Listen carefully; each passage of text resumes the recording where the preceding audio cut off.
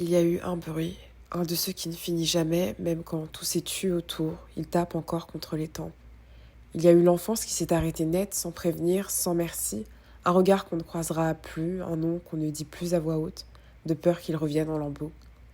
Il y a eu l'enfance, pas celle qu'on choisit, une absence qui colle au mur, qui respire à travers les autres, qui vous mange doucement, jusqu'à ce qu'on devienne meuble au silence. Il y avait quelqu'un qu'on appelait maman, mais qui n'avait plus assez d'âme pour tenir. Les gestes étaient là, mécaniques, mais le cœur, lui, s'était retiré dans une pièce sans fenêtre. Alors, une autre femme a ramassé les restes, une femme debout, les pieds dans ses souvenirs, qui a appris à bercer, sans poser de questions. Elle chantait parfois pour éloigner la peur, et c'est comme ça qu'on a tenu. Il n'y avait jamais eu de père, juste un silence plus ancien que soi, une question qu'on n'a même pas envie de poser. On apprend à vivre sans contour, à ne pas attendre ce qui n'est jamais venu. Puis, un jour, le souffle a trouvé une brèche, un tissu entre les doigts, un miroir dans les yeux d'un rôle, une scène peut-être, quelque part, l'art a tiré le fil. Et ce fil, on l'a suivi. Il n'a pas guéri les plaies, mais il a cousu quelque chose autour, une peau nouvelle, un langage qui ne demandait rien, sinon de se dire sans s'expliquer. Il y a des jours encore où le sucre se venge, il se glisse là où le cœur bat trop vite, mais on apprend à danser avec la brûlure. Ce qu'on n'a pas eu, on l'a transformé.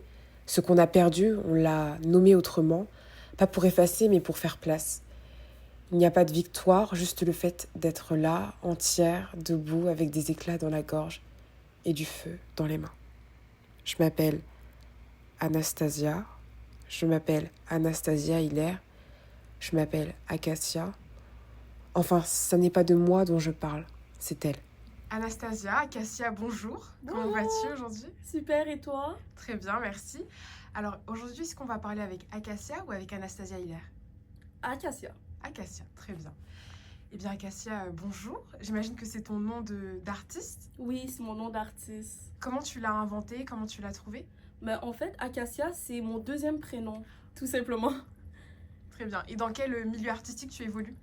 En ce moment, j'évolue du côté de la mode. Présentement, avec toi aussi, j'ai commencé le théâtre. Et je m'intéresse à tout domaine artistique en général. Très bien. Alors on va commencer, je le fais jamais, mais on va commencer par ton apparence. Mhm. Alors, c'est ce que je vois de prime abord. Est-ce que tu peux nous parler de tes tatouages? Est-ce qu'ils ont une histoire? Mes tatouages ont presque toute une histoire, pas toutes. Je m'inspire de mon parcours de vie majoritairement, de mes valeurs, des gens que j'ai connus pour mes tatouages. Parce que pour moi, le tatouage, c'est une forme d'art. C'est-à-dire, je rends mon corps comme une œuvre d'art en racontant mon histoire.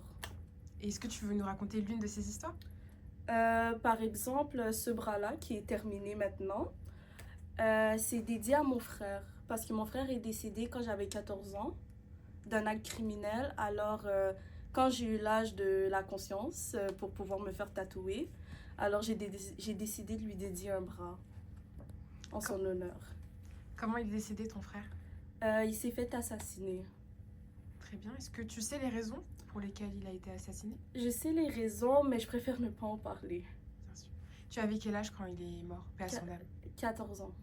Et comment ça a impacté le reste de ta vie?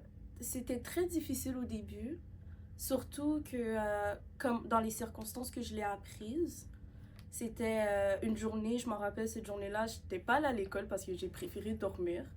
C'est ma soeur et mon oncle qui m'ont réveillée du lit et ils m'ont dit ben, on doit aller voir notre mère parce que notre mère est à l'hôpital à un rendez-vous médical. Et ensuite, moi, on m'avait rien dit encore, c'est-à-dire je comprends pas trop, je suis comme ok, c'est bon, je m'habille, je me prépare, on y va. Et c'est devant une porte d'hôpital qu'on m'a annoncé que mon frère était décédé. Et après, c'est vivre avec, quoi. Bien sûr. Tu as quel âge aujourd'hui? Aujourd'hui, j'ai 22 ans, Et 8 ans après, est-ce qu'il y a encore des séquelles? Est-ce que tu penses encore à ton frère? tout le temps. Souvent, dans qu'est-ce que je fais, je me dis, est-ce qu'il aurait été fier de moi? Est-ce que j'aurais fait ça s'il aurait été là? Est-ce que ma vie aurait été différente? Est-ce que je me pose toujours plein de questions? Et je lui parle beaucoup pour lui dire mes progrès, où est-ce que je suis rendue, mes craintes, mes peurs, mes joies aussi. Alors, c'est comme si qu'il vivait en dedans de moi. Comment on fait pour continuer de vivre et d'avancer après une perte aussi tragique? de l'acceptation, je dirais. Parce que quand surtout c'est pas une maladie qui a emporté quelqu'un ou on s'y attend, on a le temps de lui dire au revoir, c'est très dur au début. On sait comme pas comment réagir. Quand j'étais jeune, je savais pas comment réagir à ça. Je me rappelle, vu que tout le monde pleurait dans ma famille, ben moi je faisais à manger, je riais, je faisais des blagues, je dansais, j'essayais d'amuser la galerie, on dirait, mais j'allais pleurer toute seule le soir dans ma chambre pour pas montrer de la tristesse aux autres. C'est-à-dire, c'est un deuil qu'on peut pas vraiment avoir, mais on finit par l'accepter. Est-ce que tu pleures encore aujourd'hui? Parfois, quand c'est difficile, parce que je me dis, qu'est-ce qu'il m'aurait dit, comment il m'aurait conseillé, alors ouais. Perdre un frère, c'est horrible. Perdre un enfant aussi, j'imagine. Comment tes parents ont survécu à ça? Très difficilement. Jusqu'à aujourd'hui, ma mère, elle s'en remet pas vraiment. C'est comme pas un sujet tabou dans la famille, je dirais, mais on essaye de pas trop en parler parce que c'est un sujet sensible pour tout le monde. Mais c'est vraiment très difficile pour elle. Elle l'accepte pas. En début d'interview, tu nous disais que tu allais être Acacia aujourd'hui, mais est-ce Oui, que tu nous permets d'en savoir un peu plus sur la petite Anastasia? bien sûr. Qui étais-tu quand tu étais enfant? Quand j'étais enfant, j'étais un enfant très énergique. Je bougeais tout le temps, je parlais tout le temps, je dormais jamais, je ne voulais pas dormir à part quand on s'évanouit de fatigue. Et je peux dire que depuis que je suis jeune, je m'intéresse à toute forme d'art. Je m'en rappelle, je volais les vêtements de ma mère pour m'habiller comme dans les vidéoclips de mes chanteurs préférés. Et je reproduisais le vidéoclip dans ma chambre. Je me dessinais tout le temps dessus. Ma mère me chicanait en me disant toujours « Tu vas avoir le cancer de la peau !» Et le dessin, la musique, j'ai fait de l'harmonie scolaire longtemps. Euh, Toutes les formes d'art, je peux dire. Et pourquoi l'art, ça a toujours été aussi important pour toi? Euh, je me, je me dis qu'aujourd'hui, c'est une forme de liberté. Comme avec mon style aussi, j'ai un style très extravagant et j'aime m'exprimer de cette manière-là. C'est-à-dire, via les chansons, on peut exprimer des choses. Le théâtre, on exprime des émotions. Le style, on exprime qui on est. Les tatouages, pour moi, ça exprime mon histoire, qui je suis. Alors, je pense que c'est pour ça que j'ai toujours été passionnée par l'art. Et quelle femme tu es aujourd'hui? Euh, la femme que je suis aujourd'hui, hmm, je dirais quelqu'un qui essaye de voir où est-ce qu'elle va dans la vie et qui veut réussir dans l'art, qu'est-ce qui est un sujet très difficile. Et je fais tout pour. Comment tu exprimes ta féminité? J'exprime ma féminité justement avec les contrastes de style. Comme j'aime tout le temps faire mes ongles, mes bijoux. J'adore le maquillage. J'ai une passion pour le maquillage aussi. Je suis make-up artiste. Et c'est ça. J'aime les contrastes de style, comme un style tomboy mais très féminin à la fois. C'est comme ça que je l'exprime. Est-ce que ton look a toujours été accepté autour de toi? Non, pas tout le temps. Surtout quand on vient d'une famille, on va dire, moi, ma famille est haïtienne. Je suis d'origine haïtienne.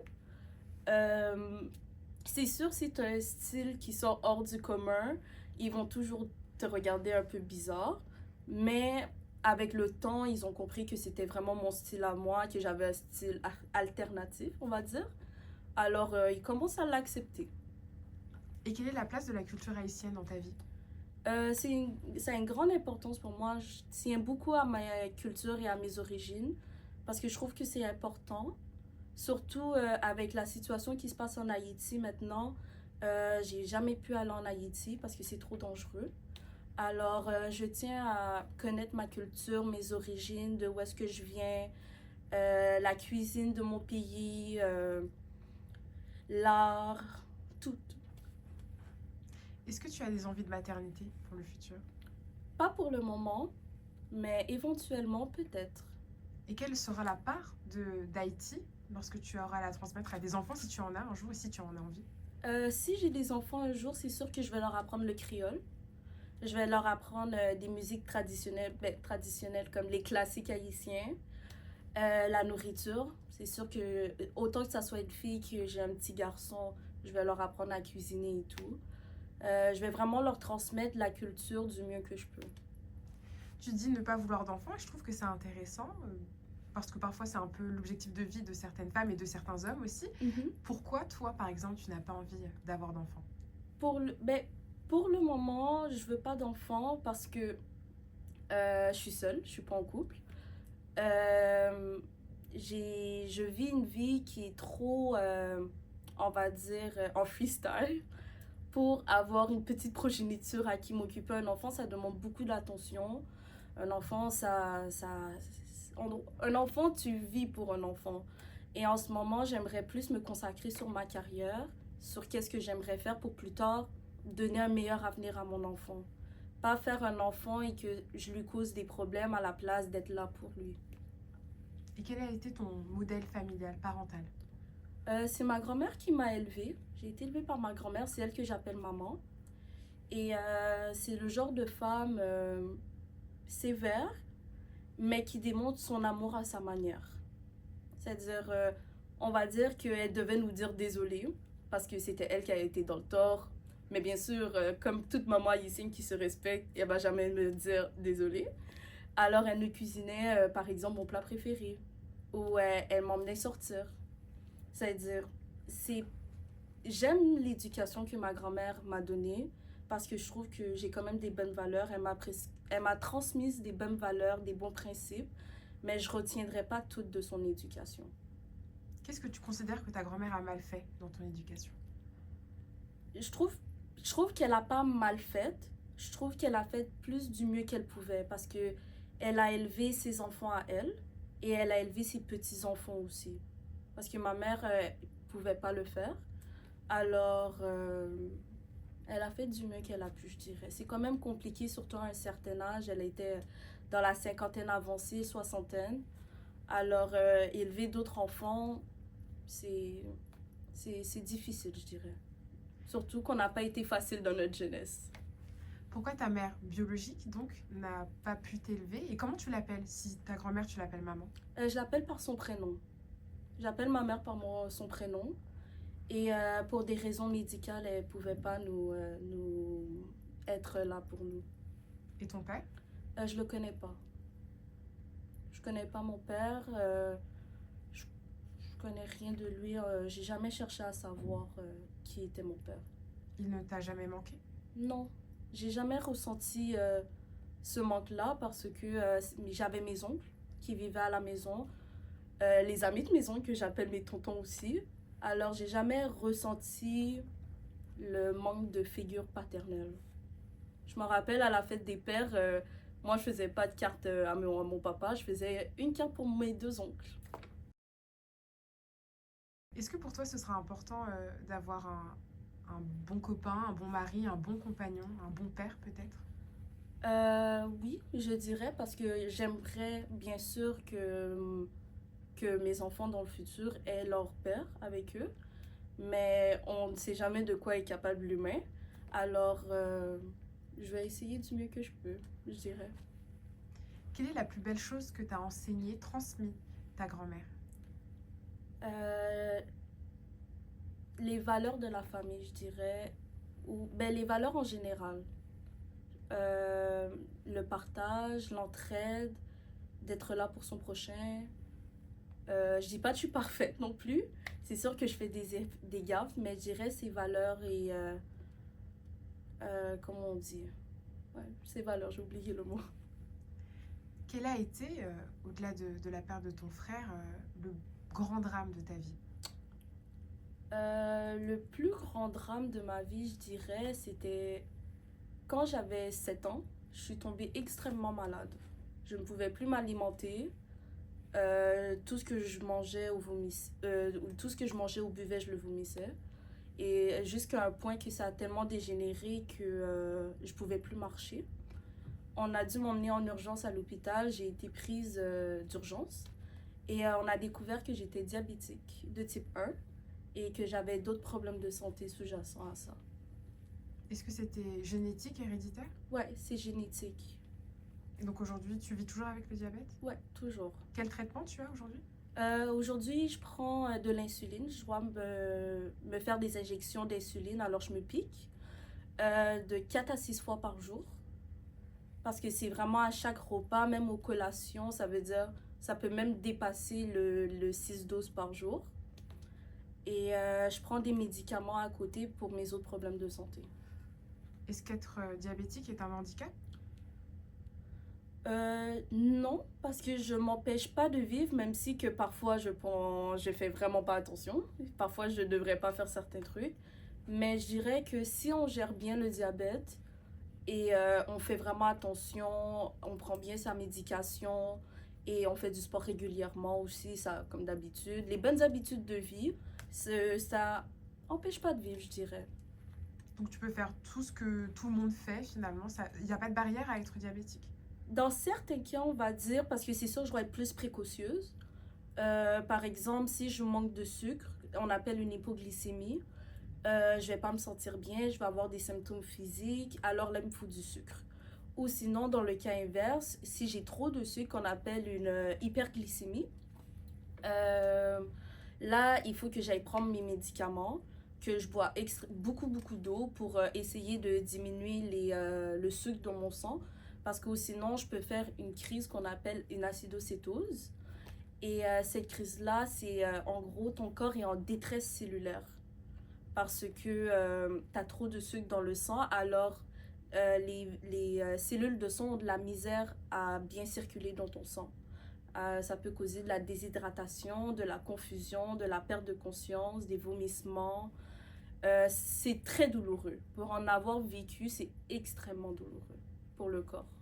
Et est-ce qu'on peut mourir en étant diabétique? Ouais, si on ne fait pas attention. Parce que dans les deux cas opposés, qui est l'hyper et l'hypoglycémie, si on ne réagit pas à temps, on peut tomber dans un coma profond et ne jamais s'en sortir. Est-ce que tu as peur de ça? Non, je dirais parce que quand j'étais jeune, j'avais beaucoup de misère à accepter ma maladie parce que je voyais mes frères et sœurs pouvaient manger tout ce qu'ils voulaient, manger des bonbons, boire du jus. Mais moi, ma mère me faisait à manger spécialement. J'avais mes boissons à moi, je pouvais pas manger de bonbons. Alors, je l'ai très mal vécu à une certaine période et j'ai fait des erreurs. J'ai pas pris soin de ma santé et j'ai déjà fait plusieurs comas à cause de ça. Est-ce que la perspective de la mort, ça t'effraie? Plus vraiment. Parce que souvent, quand j'étais jeune, à cause d'autres problèmes de santé, par exemple, j'ai été opérée au cœur. J'ai des problèmes cardiaques. De quel genre? Je fais de l'arythmie ventriculaire et des palpitations sinusales. C'est-à-dire mon cœur bat trop vite et aussi il bat irrégulier. C'est pour ça que je prends de la médication. Et tu peux répéter la question, pardon? Oui, est-ce que la perspective de la mort, ça t'effraie? Merci. Et quand j'étais jeune, par contre, on m'a déjà dit que ça se peut que je ne vois pas l'âge adulte, que je n'atteins pas mes 18 ans, justement à cause que je ne prenais pas soin de ma maladie, de mes problèmes de santé. Et ça empirait de pire en pire. Alors, quand tu as 14 ans et qu'on te dit que ça se peut que tu ne vois même pas tes 18 ans, c'est dur à encaisser, mais j'ai juste été résiliente et je l'ai accepté. C'est-à-dire, à chaque étape de ma vie, quand j'ai atteint mes 18 ans, j'étais comme, la prochaine étape, c'est atteindre ses 20 ans. Maintenant, ma prochaine étape, c'est atteindre mes 25 ans. Et ainsi de suite. Alors, je vis ma vie à fond. Est-ce qu'à 14 ans, tu t'étais fixé des objectifs, des buts avant d'atteindre 18 ans? Pas vraiment. Je faisais juste plus me dire, vis ta vie, fais tout ce que tu veux. Et aucun regret. Quelle est la plus grande différence entre Acacia et Anastasia? Acacia, je dirais, comme je l'ai dit, c'est mon nom d'artiste. Ça veut dire, c'est ça qu'il y a sur mes réseaux sociaux. C'est l'image que je dégage de la fille stylée, extravagante et tout. Et Anastasia, je dirais que c'est plus Elle qui aime se faire des tocs, pas maquillée, qui est toujours en jogging et chandail oversize. Et c'est ça, je dirais vraiment c'est plus cette différence-là, mais ma personnalité change pas. Donc vous êtes les mêmes personnes. Ouais. Quels sont tes objectifs futurs? Comme je disais, de réussir dans l'art, dans peu importe la forme d'art, que ça soit dans les photoshoots que je fais, dans les fashion shows. Si je peux réussir dans le théâtre, ça serait un bonheur pour moi aussi. Juste vivre de l'art. Ça serait ça vraiment mon objectif futur. Est-ce qu'il y a un rêve précis dans l'art? Non, pas nécessairement. Ça serait vraiment, c'est vraiment divers. Autant que je pourrais être une grande maquilleuse connue, que une grande comédienne connue, tant que c'est de l'art, je serais heureuse. Est-ce que tu te trouves belle sans maquillage? Euh, je dirais qu'il y a des jours oui et qu'il y a des jours non. Est-ce que le maquillage est une carapace, une passion, un moyen de te déguiser? Au début, c'était une carapace parce que avant je me trouvais pas belle. Mais maintenant, j'arrive à me regarder dans le miroir et à me trouver belle sans. C'est pour ça que j'ose des looks plus extravagants maintenant. Est-ce qu'il y a eu un déclic? Depuis écouter de ce que les gens disaient. Et qu'est-ce qu'il disait avant? Avant, je me rappelle une fois, j'avais mis du mascara un matin juste pour aller à l'école parce que je me disais pourquoi pas. Et quelqu'un m'avait dit waouh, c'est vraiment beau, tu devrais tout le temps en mettre, ça te va vraiment bien.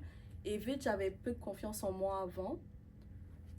J'ai commencé à me maquiller tous les jours pour aller à l'école. Et après, j'ai juste eu ce déclic de je me lève vraiment à 6 heures du matin tous les jours, même 5 heures parfois, pour me maquiller, me préparer et prendre le bus aller à l'école. J'aime dormir. Quel conseil tu donnerais à ton toi enfant? De pas écouter ce que les autres disent, bien sûr, et que ça va bien aller. Juste être patient, mais ça va finir par bien aller. Qu'est-ce que tu n'as pas su dans l'adolescence que tu aurais terriblement aimé savoir? Euh, L'hypocrisie des gens. Je dirais, je faisais beaucoup confiance à mes amis avant, et peut-être un peu trop même. Et aujourd'hui, bien sûr, plus aucun sont là. Tu n'as plus d'amis aujourd'hui? Bien sûr, j'ai des amis. J'ai ma meilleure amie, que elle, c'est mon petit chouchou, Elle s'appelle comment? Caddy.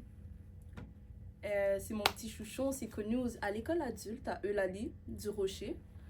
Et elle était assise derrière moi en classe d'anglais. On faisait un travail d'équipe. On s'est retournés. On a commencé à parler. Et depuis, on s'est plus jamais séparés. Et qu'est-ce qui ne marchait pas dans tes anciennes relations amicales? Euh, c'est compliqué à expliquer parce que j'ai pas les raisons. Un jour, il y avait un problème. Après un autre jour, il y avait un autre problème. Et après, j'ai un tempérament très explosif aussi, euh, très impulsif. Alors parfois, je réagis de certaines manières qui sont bien sûr pas les bonnes. Et ça brise les amitiés comme ça. Et il te manque? Certains, oui. D'autres, non. C'est pas des grandes pertes. Mais certaines personnes, oui. Est-ce que tu as un sentiment de pardon envers eux ou toujours de la colère? Non plus, pas un sentiment de pardon, mais plus de compréhension. Parce que dans les histoires, pourquoi on a arrêté de se parler, je suis pas 100% innocente non plus. Des deux côtés, on a chacun nos torts. Alors, j'essaye de plus me mettre à la place de l'autre personne pour savoir, ok, qu'est-ce que j'ai fait, en quoi ça l'a blessé, je dirais. Et j'essaye de plus en compréhension, ouais.